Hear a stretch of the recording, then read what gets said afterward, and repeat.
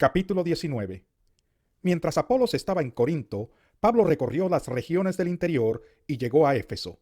Allí encontró a algunos discípulos.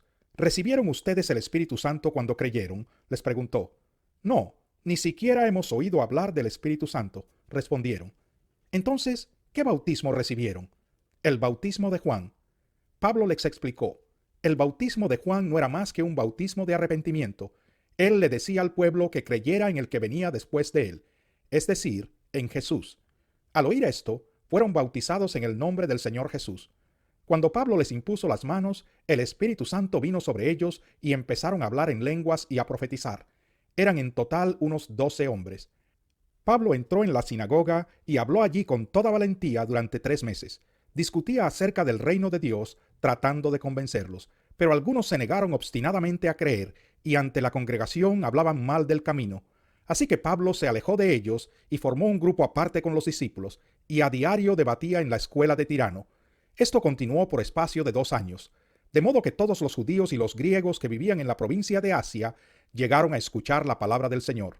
Dios hacía milagros extraordinarios por medio de Pablo, a tal grado que a los enfermos les llevaban pañuelos y delantales que habían tocado el cuerpo de Pablo y quedaban sanos de sus enfermedades, y los espíritus malignos salían de ellos.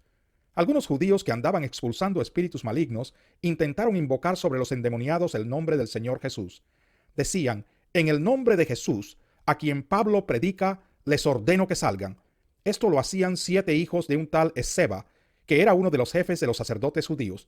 Un día, el espíritu maligno les replicó, conozco a Jesús y sé quién es Pablo, pero ustedes, ¿quiénes son?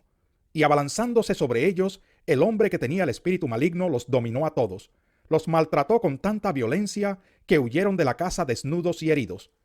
Cuando se enteraron los judíos y los griegos que vivían en Éfeso, el temor se apoderó de todos ellos y el nombre del Señor Jesús era glorificado. Muchos de los que habían creído llegaban ahora y confesaban públicamente sus prácticas malvadas. Un buen número de los que practicaban la hechicería juntaron sus libros en un montón y los quemaron delante de todos. Cuando calcularon el precio de aquellos libros, resultó un total de 50,000 monedas de plata. Así la palabra del Señor crecía y se difundía con poder arrollador. Después de todos estos sucesos, Pablo tomó la determinación de ir a Jerusalén, pasando por Macedonia y Acaya. Decía, después de estar allí, tengo que visitar Roma. Entonces envió a Macedonia a 2 de sus ayudantes, Timoteo y Erasto, mientras él se quedaba por algún tiempo en la provincia de Asia. Por aquellos días se produjo un gran disturbio a propósito del camino. Un platero llamado Demetrio, que hacía figuras en plata del templo de Artemisa, proporcionaba a los artesanos no poca ganancia. Los reunió con otros obreros del ramo y les dijo, compañeros, ustedes saben que obtenemos buenos ingresos de este oficio. Les consta además que el tal Pablo ha logrado persuadir a mucha gente, no solo en Éfeso, sino en casi toda la provincia de Asia. Él sostiene que no son dioses los que se hacen con las manos. Ahora bien, no solo hay el peligro de que se desprestigie nuestro oficio, sino también de que el templo de la gran diosa Artemisa sea menospreciado y que la diosa misma, a quien adoran toda la provincia de Asia y el mundo entero, sea despojada de su divina majestad. Al oír esto, se enfurecieron y comenzaron a gritar, «¡Grande es Artemisa de los Efesios!». Enseguida toda la ciudad se alborotó. La turba en masa se precipitó en el teatro, arrastrando a Gayo y a Aristarco, compañeros de viaje de Pablo, que eran de Macedonia. Pablo quiso presentarse ante la multitud, pero los discípulos no se lo permitieron. Incluso algunas autoridades de la provincia, que eran amigos de Pablo, le enviaron un recado, rogándole que no se arriesgara a entrar en el teatro. Había confusión en la asamblea. Cada uno gritaba una cosa distinta y la mayoría ni siquiera sabía para qué se habían reunido. Los judíos empujaron a un tal Alejandro hacia adelante y algunos de entre la multitud lo sacaron para que tomara la palabra. Él agitó la mano para pedir silencio y presentar su defensa ante el pueblo. Pero cuando se dieron cuenta de que era judío, todos se pusieron a gritar al unísono como por 2 horas.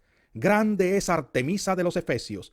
El secretario del consejo municipal logró calmar a la multitud y dijo, «Ciudadanos de Éfeso, ¿acaso no sabe todo el mundo que la ciudad de Éfeso es guardiana del templo de la gran Artemisa y de su estatua bajada del cielo?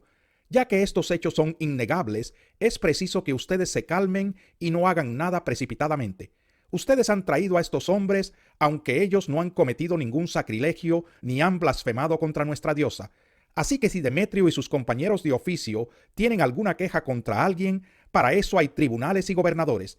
Vayan y presenten allí sus acusaciones unos contra otros. Si tienen alguna otra demanda, que se resuelva en legítima asamblea. Tal y como están las cosas, con los sucesos de hoy corremos el riesgo de que nos acusen de causar disturbios. ¿Qué razón podríamos dar de este alboroto si no hay ninguna? Dicho esto, despidió la asamblea.